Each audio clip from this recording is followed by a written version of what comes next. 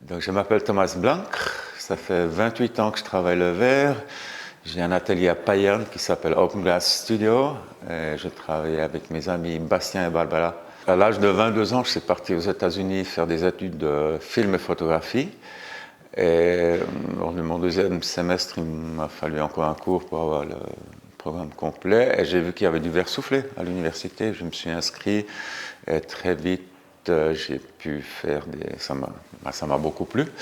Et très vite, j'ai pu faire des expositions, j'ai reçu des bourses, ainsi de suite. Et puis donc, j'ai laissé tomber les études de film et photographie et je suis parti sur le verre et sculpture.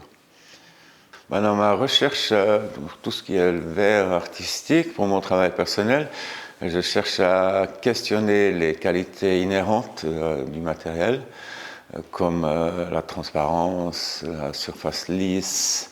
Et donc j'essaie de mettre tout ça en question et de trouver d'autres solutions, comment travailler ce verre.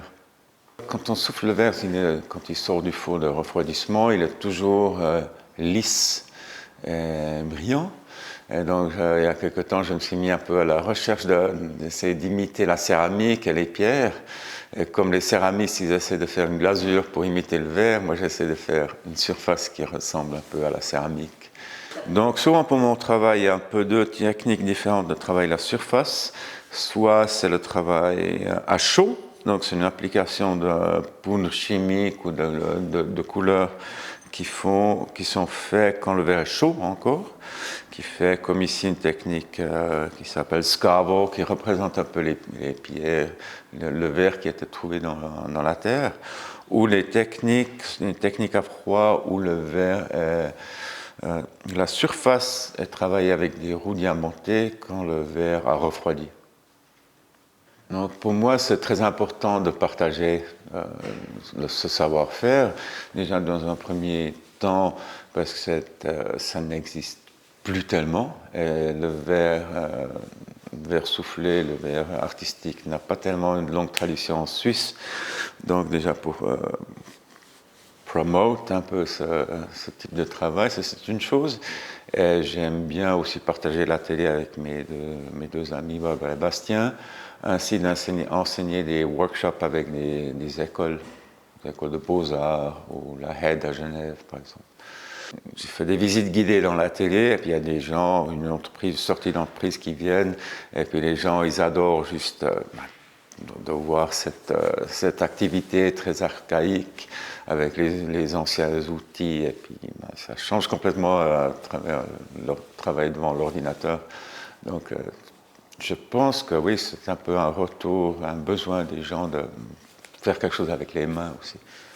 Mais dans le domaine du verre soufflé, comme ça, les machines ne vont jamais remplacer l'homme. Parce que même dans l'industrie, il y a certains types de verres, comme des verres à vin, qui ne sont pas encore possibles de reproduire avec des machines. Donc oui, je pense que ce sera toujours l'homme qui gagne à la fin, j'espère.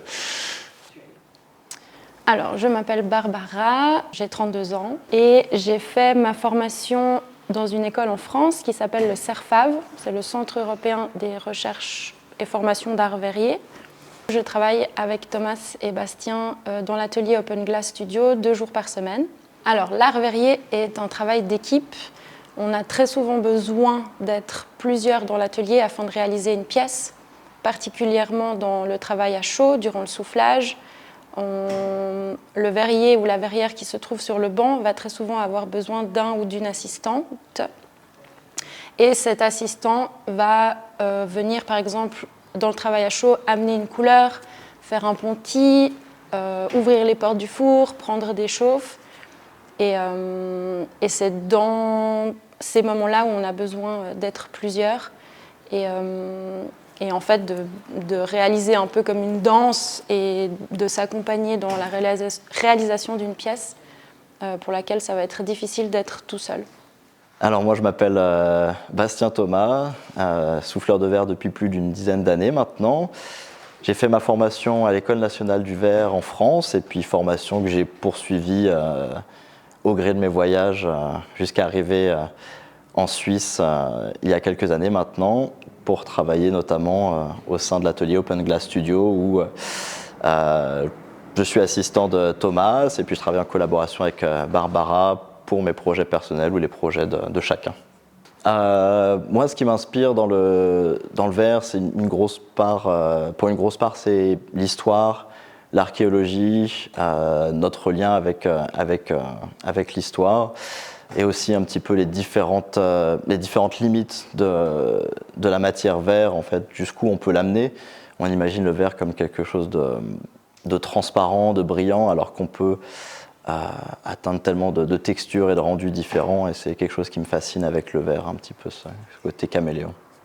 Je pense, en tout cas, je parle en tant que souffleur de verre, c'est vrai que c'est un métier qui a tout le temps un pied autant dans les traditions que dans la modernité et dans la recherche de nouvelles choses. Donc c'est toujours un équilibre entre prendre tout ce qu'il faut des traditions pour avoir vraiment des bases solides et puis ensuite l'amener vers d'autres choses. Ensuite, au gré des inspirations, mais aussi parfois peut-être éventuellement des nouvelles technologies ou combiner d'autres matières par exemple. Ouais.